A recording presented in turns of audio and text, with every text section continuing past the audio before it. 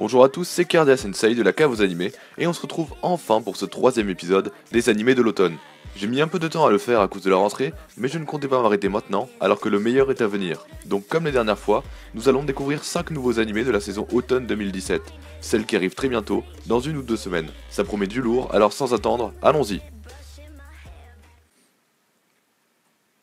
Premier animé, l'adaptation d'un grand manga qui m'a personnellement très marqué. J'ai nommé King's Game ou Osama Game dans son nom japonais. Adapté d'un manga qui est lui-même adapté de light novel, c'est un survival à l'ancienne qui fonctionne très bien. Le suspense était déjà prenant en manga, les tensions aussi, alors imaginez enfin avoir cette œuvre en animé est plutôt une très bonne nouvelle. Pour ce qui est de l'histoire, il faut savoir que King's Game se décompose en plusieurs parties. King's Game Extreme, King's Game Origins et King's Game Spiral.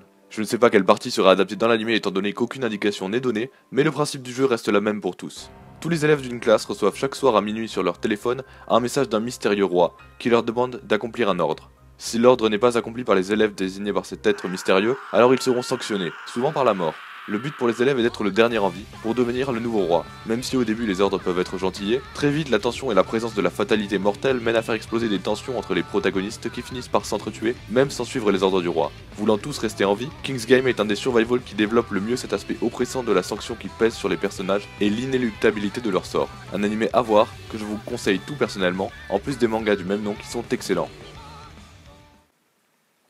Le deuxième animé dont on va parler a le potentiel de devenir le Made in Abyss d'automne 2017, et pour cause, il partage énormément de ressemblances avec ce dernier, qui a beaucoup marché cet été. Le style graphique, le chara-design et évidemment, le fait que l'histoire ne se centre pas sur les personnages uniquement, mais sur ce qui les entoure.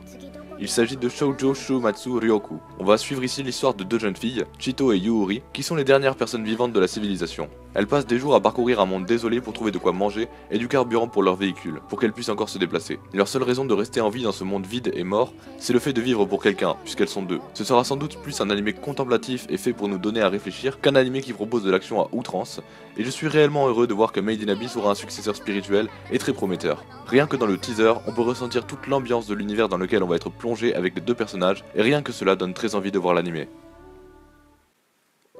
On passe à présent à Just Because, un animé lui aussi particulier puisque c'est un slice of life orienté romance dans le milieu scolaire. Pas très original vous me direz, et je vous avouerai volontiers que je suis d'accord avec vous. Le scénario lui aussi semble basique au premier abord, et surtout tient en 2 lignes. Cependant je me suis senti plus interpellé par cet animé que par un autre slice of life plus classique, car les sujets dont il traite peuvent être très intéressants à avoir développés, et ont surtout le potentiel, s'ils sont bien traités, de propulser cet animé dans le top 5 des meilleurs animés de la saison. Un peu comme Koito Uso, même si on avait un aspect dystopique plus présent dans ce dernier. À la fin du second semestre de leur année de lycée, 4 étudiants se préparent à faire leur choix d'avenir. Cependant, un autre étudiant transféré risque de bouleverser tout ça. Oui, c'est tout. C'est très court, mais j'ai également très envie de voir ce que va donner cet animé, quelle direction il va prendre et de quoi il va parler plus particulièrement. Comme le précédent, ce ne sera sans doute pas un animé avec beaucoup d'action ou de suspense, mais qui amènera plus une réflexion, voire des émotions si l'aspect romance est bien développé. Regardez Clannad, c'est un school life mais tout le monde a chialé devant. Alors je pense que placer quelques espoirs dans cet animé est une bonne chose à faire, et de toute manière, on verra bien ce qui leur retourne dans très peu de temps. Quatrième animé, Houseki no Kuni, ou en anglais Land of the Lustrous, ou la traduction française selon Naughty John, l'ère des cristaux. Donc je vous avais dit qu'on n'avait pas beaucoup d'action pour le moment, vous inquiétez pas, ça arrive avec les 2 derniers animés. L'histoire prend place dans un lointain futur dans lequel l'humanité a disparu, remplacée par une nouvelle forme de vie, les Houseki, ou les gemmes en français. Calme-toi Steven Universe, on ne parle pas de t'adapter en animé, c'est totalement différent. Les gemmes sont donc au nombre de 28 et doivent combattre les Tsukijin, ou les Séléniens en français, les habitants de la Lune. Pourquoi doivent-ils se défendre me direz-vous? Parce que les Séléniens veulent transformer les gemmes en décoration. Waouh, quel but machiavélique. Ouais, je me moque gentiment mais ça a l'air sympathique. Un petit animé d'action pour rattraper le manque cruel que je vous ai fait subir avec les 2 précédents. Et puis ça a l'air aussi agréable à regarder. On a une guerre entre la nouvelle espèce qui peuple la Terre et celle qui peuple la Lune. Ça promet niveau combat quand même. Surtout avec 28 personnages principaux. J'ai hâte de voir ce que cela donnera.